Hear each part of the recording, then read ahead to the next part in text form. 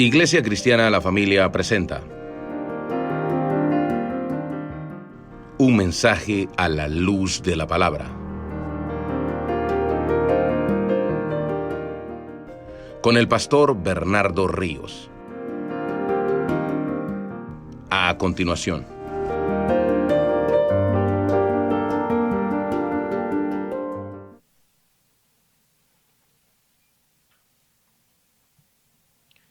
Hechos capítulo 12, versículo 1, si son tan amables.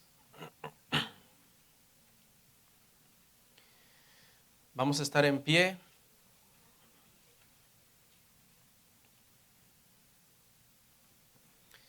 Para leer solamente el versículo 1 y orar.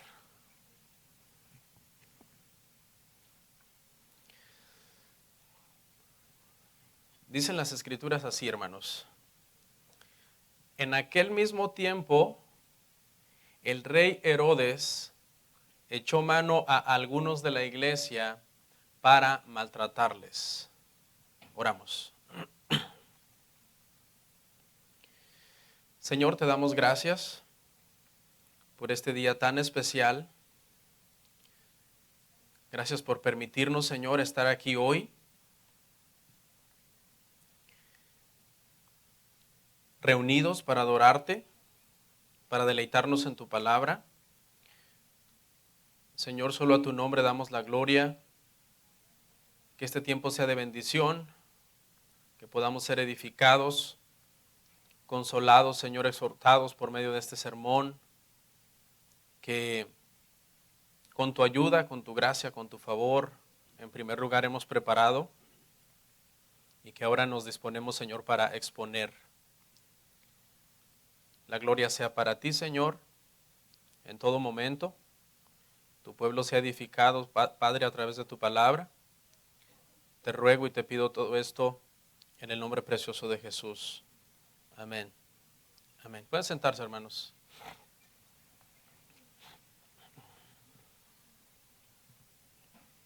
Nuestro tema, hermanos, se titula en esta mañana, La locura de los enemigos de Dios. La locura de los enemigos de Dios. Lo que vamos a ver, hermanos, hoy es, como hemos estado viendo a lo largo del libro de los Hechos, una ola más de persecución que se levanta en contra de la iglesia cristiana. Especialmente contra los líderes de la iglesia, contra los apóstoles. Y en este caso, dirigida por Herodes, uno de los hombres muy conocidos y muy famosos del Nuevo Testamento. Nosotros sabemos, hermanos, que a lo largo de la historia del cristianismo, muchos cristianos han sido asesinados terriblemente por su fe.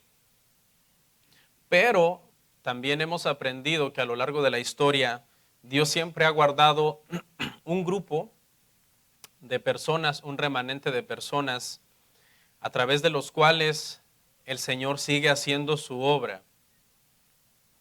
Es decir, mientras que algunos son asesinados, otros son preservados. Y también hemos aprendido, hermanos, cómo el Señor les ha dado castigos a todos aquellos que se levantan como enemigos de su iglesia, como enemigos de su pueblo. Por lo general, hermano, las personas que se proclaman como enemigos de Dios de una forma más abierta son aquellos que ostentan un cierto poder terrenal. Aquellas personas que se sienten de alguna manera con un cierto poder en esta tierra son a veces las personas más altivas, más soberbias contra Dios. Por ejemplo, en la Biblia vemos que le sucedió eso a ¿quiénes?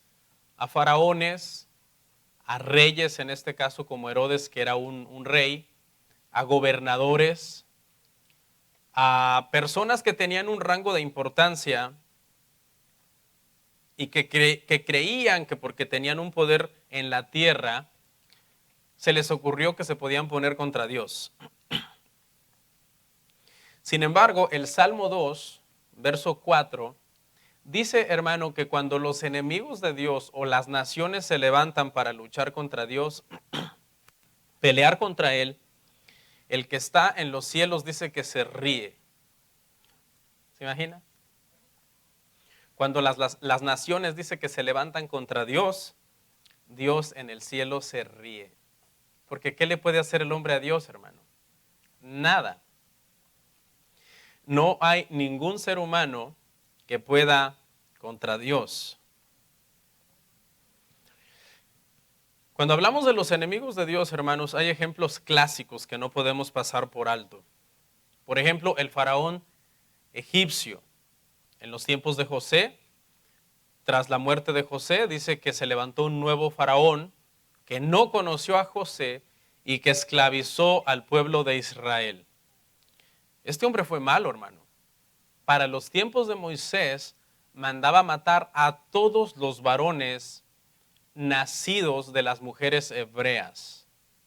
¿Se imagina qué sangre tan fría hay que tener para mandar matar a todos los bebés varones? Lamentablemente el día de hoy hay personas que lo están haciendo, ¿no? Por medio de leyes que permiten el aborto, pero hay que ser definitivamente muy malo para poder hacer un daño a las personas más inocentes. Pero ¿qué le pasó al faraón, hermano? Fue destruido. Dios destruyó su orgullo por medio de 10 plagas, arrasó Egipto, y lo último que se le ocurrió al faraón tras perseguir al pueblo de Dios fue que terminara, hermano, hundido en el mar con todo su ejército. Y Dios terminó con él. ¿Y qué me dice de Amán? Este hombre, hermano, de los tiempos de Esther, que por cuanto era descendiente de Agag, el rey amalecita, tenía una discordia contra los judíos, especialmente contra Mardoqueo, porque Mardoqueo era descendiente de Saúl. El rey Saúl fue enviado en los tiempos de Samuel, del profeta Samuel, a exterminar a Amalek y a Agag, el rey de los amalecitas. Y desde hacía todos esos siglos, hermano, se había venido arrastrando este conflicto.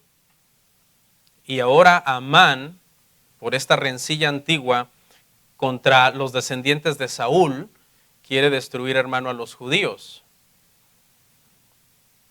Y por último, los Herodes, así en plural, los Herodes, no un Herodes, sino varios. Porque vamos a ver el día de hoy, hermano, este tema de los Herodes, que es un tema tan recurrente en el Nuevo Testamento. ¿De dónde salían tantos? Se moría uno y apareció otro Herodes. Vamos a explicar un poquito el tema. Fueron enemigos de la iglesia y del pueblo de Dios, hermano, en el Nuevo Testamento de una forma encarnizada. Vamos a ver 3 puntos, hermano, el día de hoy. Punto número 1. El rey Herodes persigue a la iglesia. Hechos 12 del 1 al 5. Punto 2. Dios libra a Pedro de la mano de Herodes. Hechos 12, 6 al 19. Y por último, la muerte de Herodes. Hechos 12, 20 al 25. Amén. ¿Estamos listos? Vamos a ver el primer punto, hermano. Vamos a ver todo el capítulo el día de hoy. Lea conmigo Hechos 12 del 1 al 5. La persecución que Herodes tuvo contra la iglesia. El rey Herodes persigue a la iglesia. Hechos 12 del 1 al 5. En aquel mismo tiempo el rey Herodes echó mano a algunos de la iglesia para maltratarles y mató a espada a Jacobo, hermano de Juan. Y viendo que esto había agradado a los judíos, procedió a prender también a Pedro. Eran entonces los días de los panes sin levadura, y habiéndole tomado preso, le puso en la cárcel, entregándole a 4 grupos de 4 soldados cada uno, para que le custodiasen, y se proponía sacarle al pueblo después de la Pascua. Así que Pedro estaba custodiado en la cárcel, pero la iglesia hacía sin cesar oración a Dios por él. Bueno, dice que por aquel tiempo, este Herodes echó mano de algunos de la iglesia. Y ve el propósito, dice, para maltratarles.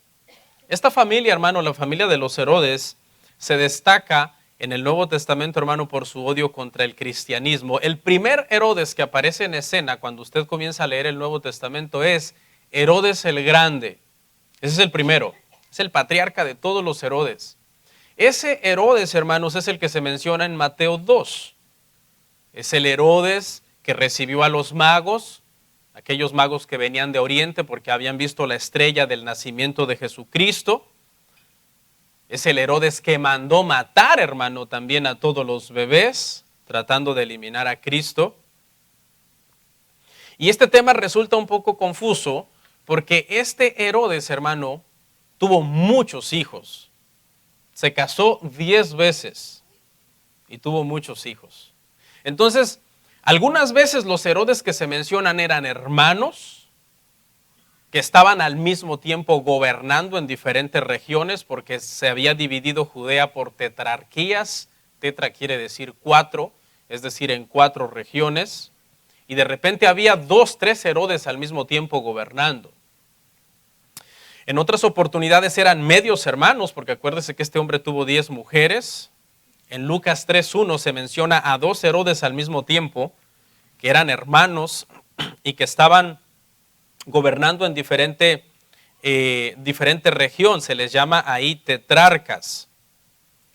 Y aunque sus nombres variaban, usted va a encontrar los siguientes nombres para los Herodes: Arquelao, Felipe, Antipas, Agripa, Aristóbulo. Todos estos eran nombres que de repente tenían los hijos o descendientes de Herodes el Grande, pero al final siempre a veces se les añadía un Herodes. Por ejemplo, Herodes Agripa, o Herodes Antipas, o Herodes Felipe. Y ahí es donde surge la confusión. Cuando uno va leyendo, uno se da cuenta en Mateo 2:19 que muere Herodes el Grande, el que quiso matar a Jesús. Dice que cuando José y María vuelven de Egipto con el niño, con Jesús, se dan cuenta que Herodes, de hecho el ángel les avisó, vuelvan porque el que procuraba la muerte del niño ha muerto, pero se dan cuenta que él ha muerto y que Arquelao, el hijo de Herodes, gobierna en el lugar de su padre. Ellos dicen, de todos modos, mejor no vayamos ahí, porque este es su hijo, y dice que entonces es que deciden irse a vivir a Galilea. ¿Ok? En resumen, les voy a decir quién era este Herodes, hermano. Este Herodes del que estamos hablando aquí en Hechos capítulo 12, su nombre era Herodes Agripa I. Eso quiere decir que hubo un Herodes Agripa II. Cuando este hombre muere, al final de este capítulo vamos a ver que este Herodes Agripa I muere. Luego Pablo en Hechos 25 y 26 lo vamos a ver apareciendo ante otro Agripa. Y uno dice, ¿y este quién es? Bueno, es su hijo, es Herodes Agripa II. ¿Sí? ¿Ve cuántos Herodes había? Se multiplicaban como ratones por todos lados estos hombres. Este Herodes, hermanos, su nombre es Herodes Agripa I. Escuche, es nieto de Herodes el Grande y sobrino de el famoso Herodes Antipas. Ya les estuve diciendo quién era Herodes el Grande, ¿verdad? El de los tiempos de Jesús, el que mandó matar a los bebés. Pero ¿quién era este Herodes Antipas que acabé de mencionar? Este Herodes Antipas, hermano, era el Herodes que consintió en decapitar a Juan el Bautista. Él consintió, él en sí no quería mucho, pero fue la mujer la que lo odiaba. ¿Se acuerda por qué lo odiaba? Porque les había reclamado Juan el Bautista a este Herodes Antipas y le había dicho, ¿no te es lícito tener a quién? A la mujer de Felipe tu hermano. Ese Felipe que se menciona en ese pasaje era otro Herodes también. Buenos enemigos echó la iglesia en ese entonces, ¿no? Porque estos no se acababan por nada. Bueno, entonces eso quiere decir que este Herodes del que vamos a hablar aquí toma en cuenta su trasfondo de su familia.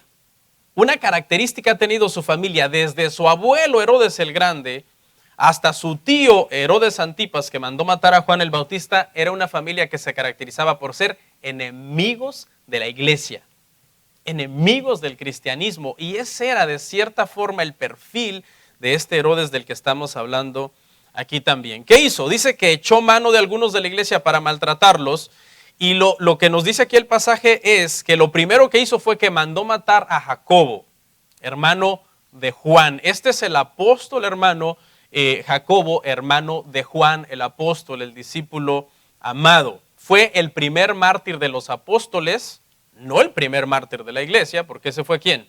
Esteban. Este es el primer mártir de los apóstoles y el único cuya muerte se registra en las Escrituras. Usted no va a encontrar en las Escrituras la muerte de Pedro, la muerte de Pablo, la muerte de Juan, la muerte de los demás apóstoles. Solamente esta. La tradición, obviamente, que se escribió acerca, hermanos, de la muerte de ellos, sabemos más o menos cómo fue que su vida terminó. Pero es, hermano, el apóstol Jacobo el único cuya muerte está registrada en las Escrituras de los apóstoles y el primer mártir, hermano, de los apóstoles. Cuando mató a Jacobo, cuando Herodes mandó matar a Jacobo, dice que vio que esto había agradado a los judíos y procedió a prender a Pedro. Es decir, ahora vamos a seguir, ya vi que esto le gustó a la gente, este hombre era alguien que era un complacedor de las personas. Vamos a ver un poco el carácter de este hombre, hermano. Le gustaba complacer a las personas y cuando vio que los judíos, aquellos que eran enemigos de la iglesia, se agradaron de que habían matado a Jacobo, dijo, pues ¿cómo sigo congraciándome con el pueblo? Y metió entonces al apóstol Pedro a la cárcel, hermano. Toda esta ola de persecución es motivada, hermano, lamentablemente por el hambre de gloria de un hombre, y de fama, y de reconocimiento, y del aplauso de la gente. Qué triste que personas tengan este tipo, hermano, de inclinaciones y que no les importe hacer daño a los demás solamente para obtener un puesto, un lugar de preferencia delante de las personas. Cuando arrestó a Pedro, dice que lo puso custodiado, hermano, por 16 soldados, 4 grupos de 4 soldados cada grupo, una seguridad máxima, hermano.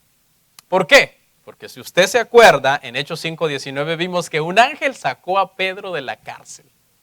Y no se explicaban cómo es que Pedro había salido de la cárcel, así que Pedro, hermano, tenía antecedentes de fugas imposibles. Dijeron, no, una cuadrilla de soldados, que eran 4, no es suficiente, dijeron. Vamos a poner 16 soldados. Y dicen algunos estudiosos, hermano, que este número 16 se elegía así porque se dividía el día y la noche en 4 vigilias de 3 horas cada una. Y entonces 4 soldados se turnaban para cuidarlo estrictamente. Esas 4 horas, esos 4 soldados, esas 3 horas, perdón, esos 4 soldados no le podían quitar la mirada de encima. Aparte de que estaba encadenado, como vamos a ver en un momento, a los soldados. Era costumbre de los soldados, hermano, encadenarse a la mano del preso. Nosotros creemos, Pablo lo dijo, que estuvo encadenado a un soldado en Roma. Pero aquí, hermano, dice el pasaje que Pedro estaba encadenado a 2 soldados, no a un soldado, sino por ambas manos estaba encadenado a 2 soldados, mientras 2 soldados cuidaban la puerta, mientras las otras guardias, hermano, estaban vigilando la salida para llegar afuera. Entonces habían tomado, hermano, medidas de seguridad máximas. Es más, yo creo que ni a este famoso Chapo Guzmán lo tienen así en Nueva York, ¿no? Pero el detalle, hermano, es que aquí estas personas se estaban metiendo con Dios, queriendo decir, ni Dios puede sacar de aquí a Pedro como lo hizo en la última vez. Dice, ¿y qué pasó? Mientras Pedro estaba preso, la iglesia dice que estaba haciendo oración, pidiéndole a Dios constantemente por él. Y para Dios, hermanos, pues no hay nada imposible. Hay un detalle en estos versos y dice, este detalle es bien importante porque dice que sucedió en los días de panes sin levadura. Este detalle es importante porque si no hubiera sucedido en esa época, Pedro hubiera sido ejecutado. Porque en esa época estaba prohibido hacer juicios y hacer ejecuciones. Entonces esto retrasó la presentación de Pedro al pueblo una semana por lo menos, porque era más o menos una semana lo que duraba esa fiesta. Si no hubiera sido por esa fiesta que se atravesó ahí, en la providencia del Señor, Pedro hubiera sido sacado y hubiera sido ejecutado. Como estaba prohibido, lo mantuvieron allí entonces por unos días. Obviamente ya Dios tenía un plan para librar a su siervo y eso es lo que vamos a ver ahora. Punto número 2, Dios libra a Pedro de la mano de Herodes. Hechos 12, 6 al 19. Vamos a leer varios versos, sígame ahí. Y cuando Herodes la iba a sacar, aquella misma noche estaba Pedro durmiendo entre dos soldados, sujeto con dos cadenas, y los guardas delante de la puerta custodiaban la cárcel. Y aquí que se presentó un ángel del Señor y una luz resplandeció en la cárcel, y tocando a Pedro en el costado le despertó, diciendo: levántate pronto. Y las cadenas se le cayeron de las manos. Le dijo el ángel: cíñete y átate las sandalias. Y lo hizo así. Y le dijo: envuélvete en tu manto y sígueme. Y saliendo le seguía, pero no sabía que era verdad lo que hacía el ángel, sino que pensaba que veía una visión. Habiendo pasado la primera y la segunda guardia, llegaron a la puerta de hierro que daba a la ciudad, la cual se les abrió por sí misma. Salidos pasaron una calle y luego el ángel se apartó de él. Entonces Pedro, volviendo en sí, dijo: ahora entiendo verdaderamente que el Señor ha enviado a su ángel y me ha librado de la mano de Herodes y de todo lo que el pueblo de los judíos esperaba. Habiendo considerado esto, llegó a casa de María, la madre de Juan, el que tenía por sobrenombre Marcos, donde muchos estaban reunidos orando. Cuando llamó Pedro a la puerta del patio, salió a escuchar a una muchacha llamada Rode, la cual, cuando reconoció la voz de Pedro, de gozo no abrió la puerta, sino que corriendo adentro dio la nueva de que Pedro estaba a la puerta. Y ellos le dijeron: estás loca. Pero ella aseguraba que así era. Entonces ellos decían: es su ángel. Mas Pedro persistía en llamar, y cuando abrieron y le vieron, se quedaron atónitos. Pero él, haciéndoles con la mano señal de que callasen, les contó cómo el Señor le había sacado de la cárcel, y dijo: haced saber esto a Jacobo y a los hermanos. Y salió y se fue a otro lugar.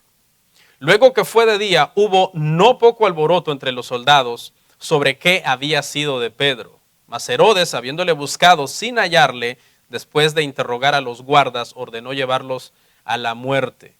Después descendió de Judea a Cesarea, y se quedó allí.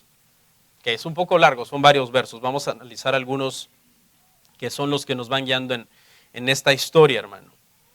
Justamente cuando se pasa la fiesta de los panes sin levadura, y Herodes ahora sí dice: se le ha llegado la hora a Pedro, vamos a sacarlo, vamos a presentarlo al pueblo para que sea ejecutado y me sigan dando más aplauso y más reconocimiento. Bueno, esa noche el Señor decidió actuar, y el Señor, hermano, le mandó a Pedro a la cárcel una visita muy especial.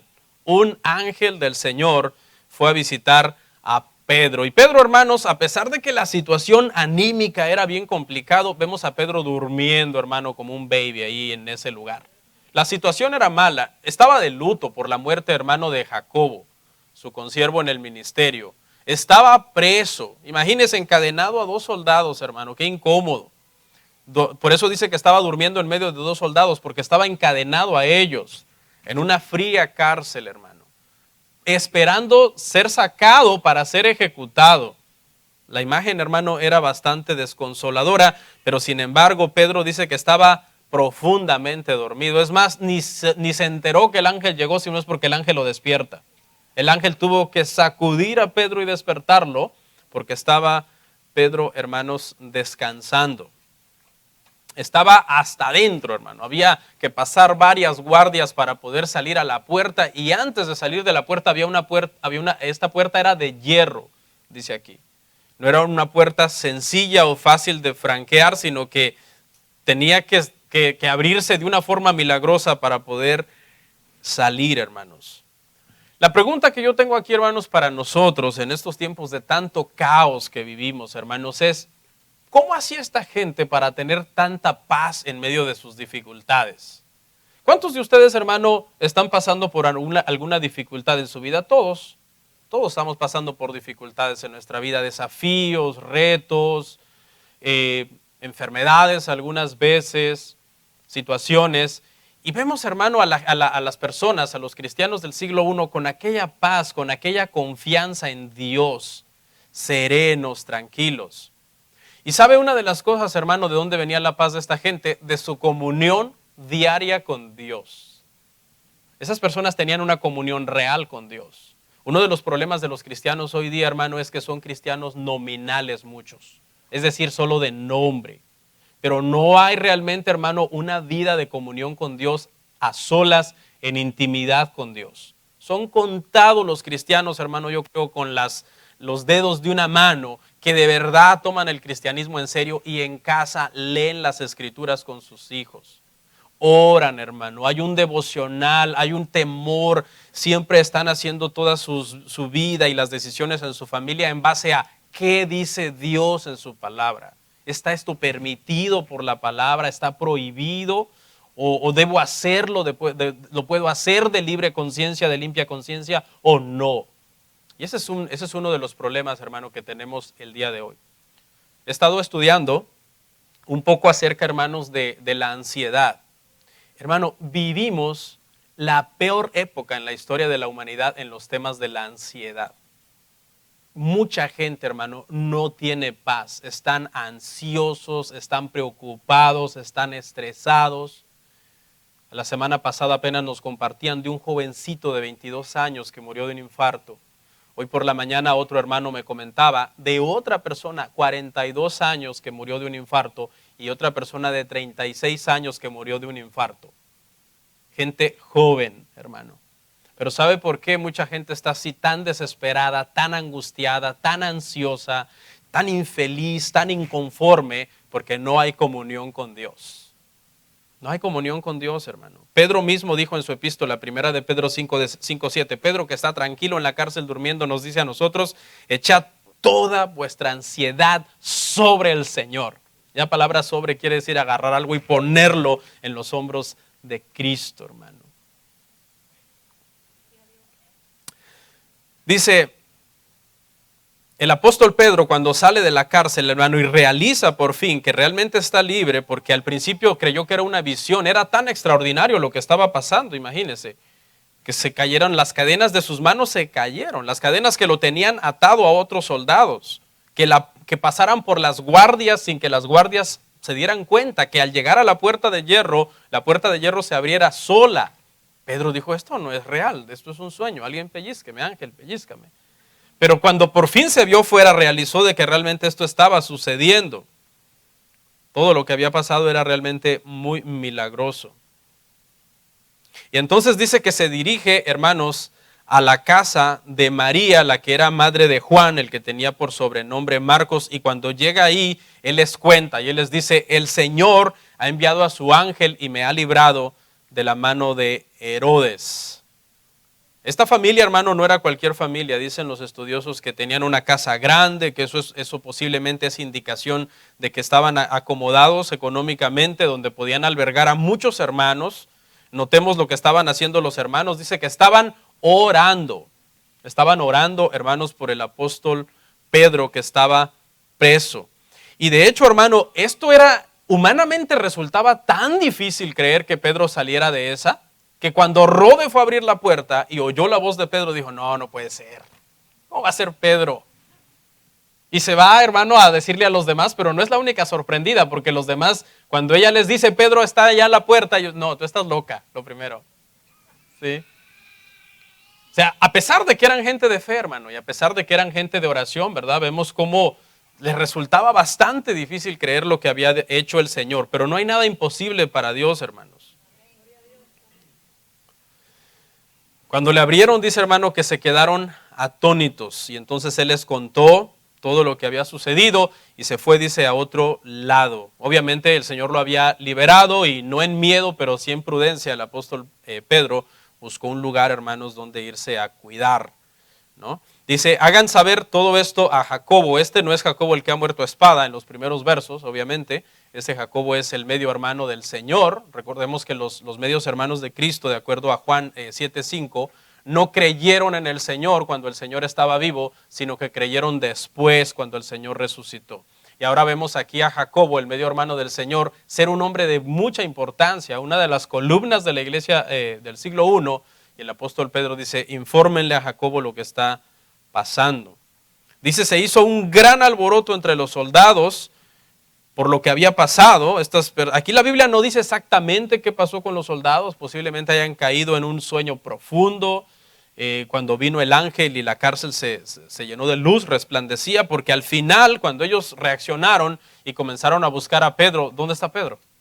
Pedro ya no está. ¿Y cómo salió? Y no estaba amarrado con nosotros y tantas guardias cuidándolo y una seguridad máxima.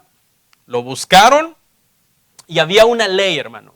Había una ley. La ley decía que si los guardias que estaban custodiando a un preso se les escapaba el preso, ellos recibían el castigo que el preso iba a recibir. Eso quiere decir que a Pedro lo iban a matar, porque eso fue lo que hizo Herodes, hermano, con estas personas. Una vez que expulgaron la cárcel, llegaron ahí, bueno, ¿dónde está Pedro? Todo está cerrado, ¿cómo se fue? Empezaron a buscar por todos lados y cuando no los encontraron, Herodes mandó matar por lo menos 16 hombres inocentes que no habían tenido en sí nada que ver, porque Dios había sacado a Pedro milagrosamente. Herodes era malvado, hermano. Herodes mataba a sus esposas, mataba hasta a sus hijos. Aristóbulo había sido el padre de este Herodes Agripa del que estamos hablando. El papá de Herodes Agripa I había sido Aristóbulo, hijo de Herodes el Grande, y Herodes el Grande lo había matado a su propio hijo. Mataba a sus esposas, etc. Entonces para él ejecutar a estos 16 soldados no era nada. Y los mataron a estos hombres. Y por último, hermanos, la muerte de Herodes. Hechos 12, 20 al 25. Hechos 12, 20 al 25. La muerte de Herodes. Dice, y Herodes estaba enojado contra los de Tiro y de Sidón. Pero ellos vinieron de acuerdo ante él y sobornaron a Blasto, que era camarero mayor del rey. Pedían paz, porque su territorio era abastecido por el rey. Y un día señalado, Herodes, vestido de ropas reales, se sentó en el tribunal y les arengó. Y el pueblo aclamaba, gritando, voz de Dios y no de hombre. Al momento un ángel del Señor le hirió, por cuanto no dio la gloria a Dios. Y expiró comido de gusanos. Pero la palabra del Señor crecía y se multiplicaba. Y Bernabé y Saulo, cumplido su servicio, volvieron a Jerusalén llevando también consigo a Juan, el que tenía por sobrenombre Marcos. Lo primero que nos relata este pasaje, hermanos, es una historia de un enojo que Herodes tiene contra estos dos pueblos de Tiro y de Sidón. ¿Ok?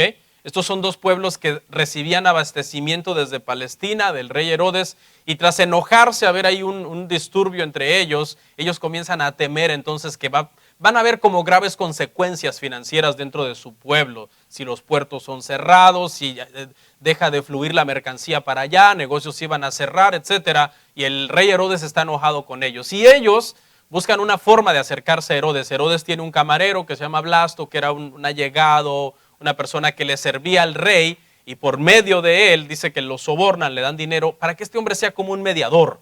Herodes está enojado con nosotros, no quiere hablar con nosotros, intercede por nosotros, que nos dé una audiencia, porque nosotros queremos convencer a Herodes de que nos perdone y que se restablezca el comercio entre nosotros y el abastecimiento que nosotros necesitamos recibir de parte de Palestina. Era un problema grave para estos pueblos.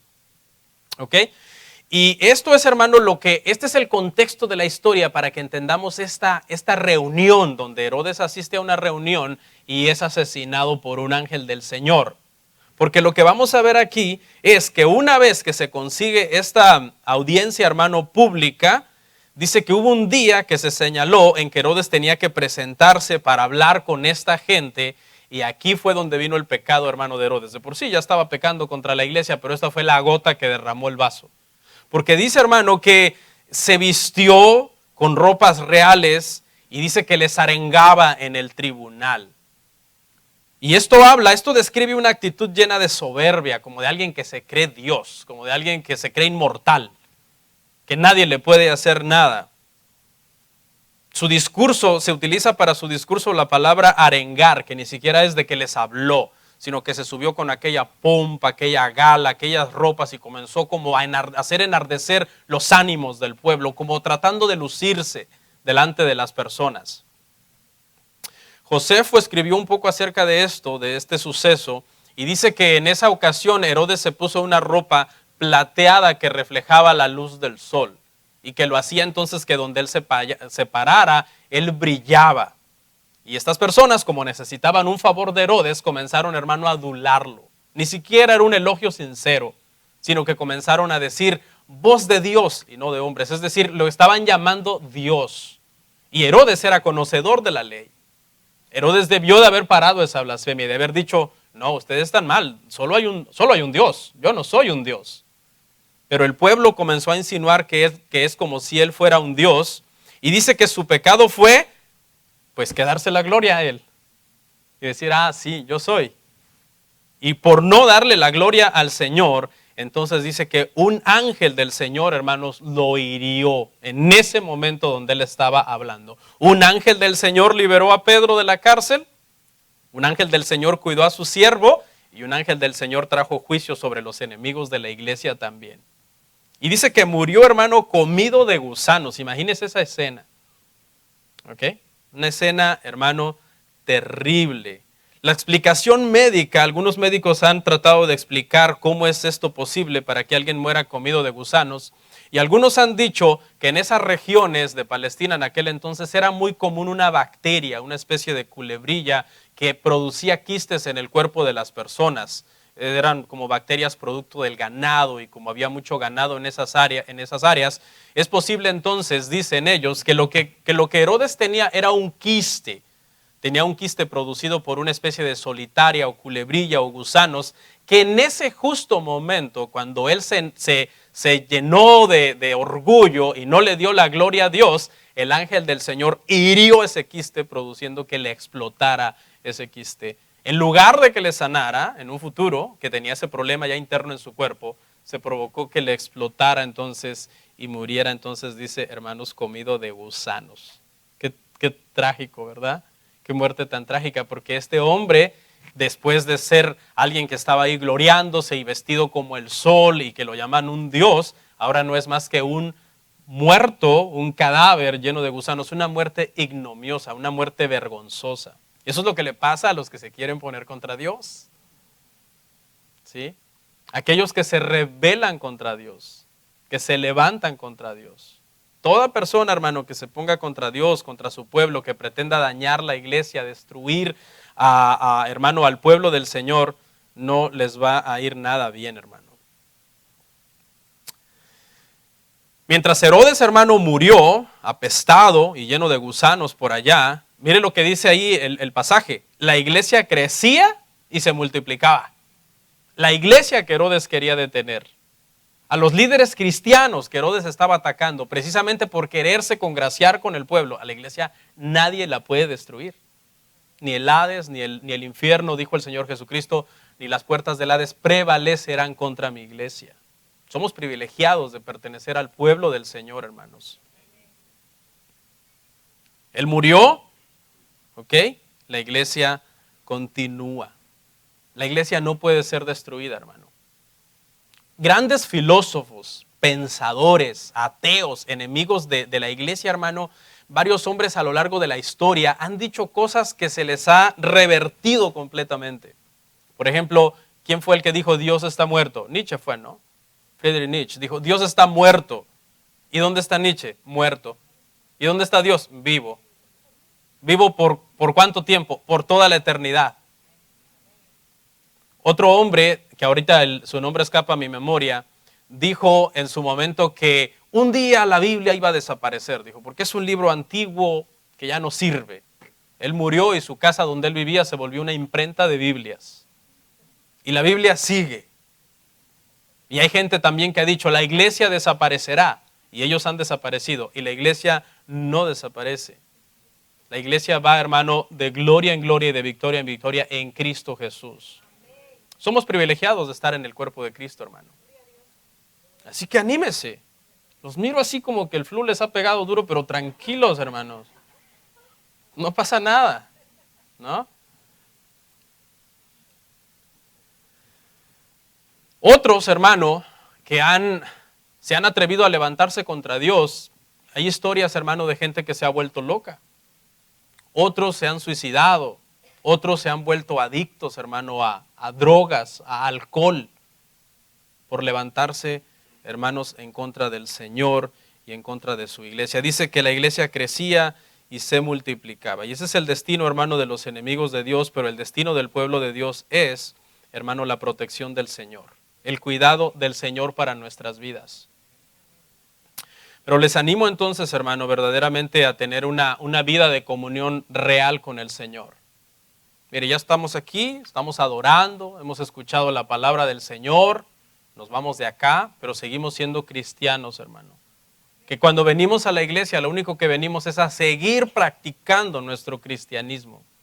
No somos cristianos nada más de iglesia, sino en todo momento, en todo lugar donde nosotros estemos, hermano. Nuestra fe es importante. Y al final, para terminar, hermano, los versículos 24 y 25, estos versos lo único que hacen es ubicarnos en el último pasaje. ¿Se acuerda el último pasaje que analizamos? Hechos 11, 27, 30, donde nace la primera iglesia de Antioquía. Hay hambre en la iglesia de Jerusalén y entonces la iglesia de Antioquía reúne una ofrenda y la mandan por medio, hermano, de Bernabé y de Pablo a Jerusalén. Pablo y Bernabé están en Jerusalén entonces. El autor los ubica en Jerusalén en este tiempo en donde Herodes estaba persiguiendo la iglesia.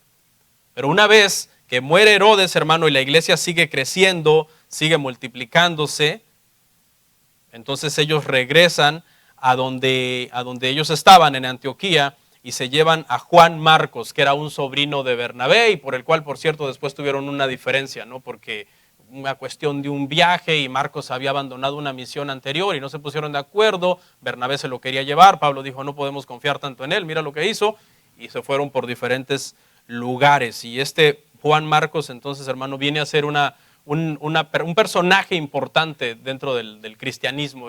Creemos que es el escritor entonces de Marcos, que lo oyó de Pedro, el Evangelio, y hermanos, es lo que vamos a ver entonces el día de hoy. Vamos a orar.